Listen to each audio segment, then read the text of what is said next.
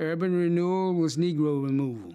The Shaw community came about with because of my brother, really, working with the Model Inner City Community Organization. That's when they determined the Shaw community, the boundaries. He took the experience with Southwest, the renewal of Southwest, to Shaw, and said, look, if you're going to renew the place, let's do it with the people who live there.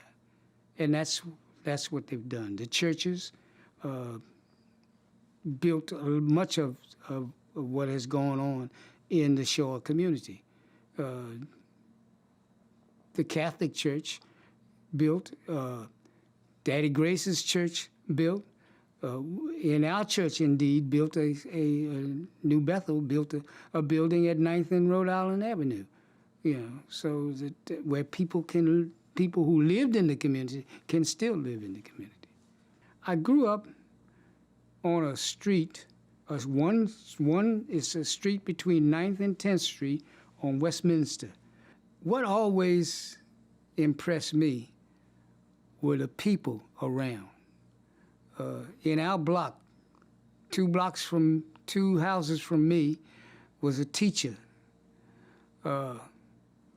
Across the street from him was a doctor.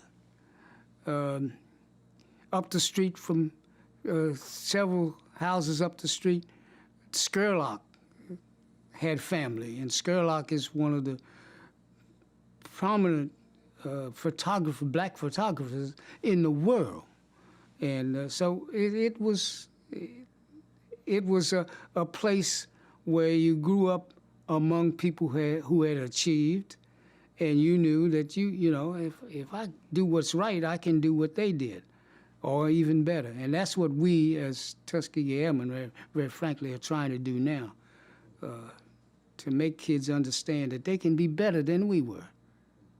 And those people in the block, in fact, I got a letter from the teacher to recommend me to go in the Army, and that's the kind of thing that you grew up with.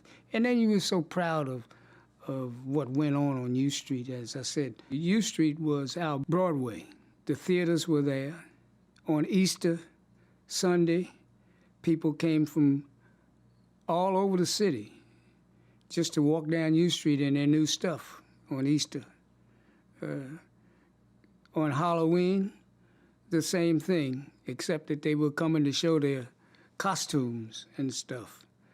And like I said, there were 3 theaters on U Street: the Booker T up at 15th and U, the Republic between 13th and 14th, and then the Lincoln Theater.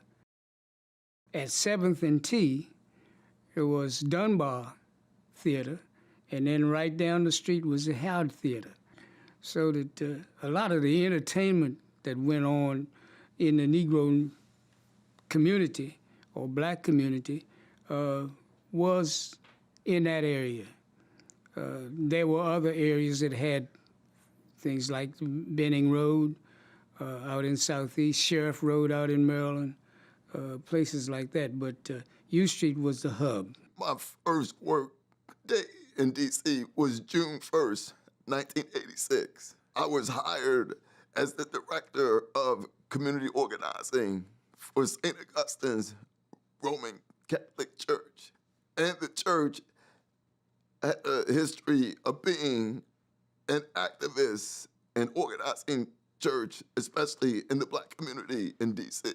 The type of work that I was doing in Shaw at 14th and U and 14th and V in the 1980s was related to organizing in senior citizen buildings. So I was trying to stop this displacement among seniors all along the 14th Street corridor, New Hampshire Avenue, and the U Street corridor. But the other thing that I did that was unique to my work, while I was at St. Augustine's, I also worked with the 14th and U Street Coalition. It was a coalition of tenant associations, individual members, churches, small businesses, and even ANC leaders. So it saw itself as a conduit to bring people together around issues that dealt with future development in D.C. along the 14th Street corridor, especially the vacant land at 14th and U. It saw itself as a conduit to organize the small business owners to make sure the change in the neighborhood benefit them. But the biggest thing that the 14th and U Street Coalition wanted to see done was the preservation of the history, the culture, and the housing of the people that lived in the neighborhood. And so, in order to do that, they were involved with the Reeves Center development at 14th and U, which was and is one of the first government buildings built in the neighborhood. So they did that to create jobs for the community, but also at the same time, they worked with the developer to build 32 units of very low-cost housing called the Gino Baroni Apartments, after Gino Baroni, who was a former pastor at St. Augustine's Church. But the flip side of that is other people who control land in the neighborhood and who had a lot of money saw that as opportunity to actually continue development, but it wasn't what we call equitable development. So we define equitable development as the development of people and place. So what's important about that is when you don't put the emphasis on the development of people, then the change really can become, like I said earlier, an economic and land grab tsunami that displaces the longtime residents, right?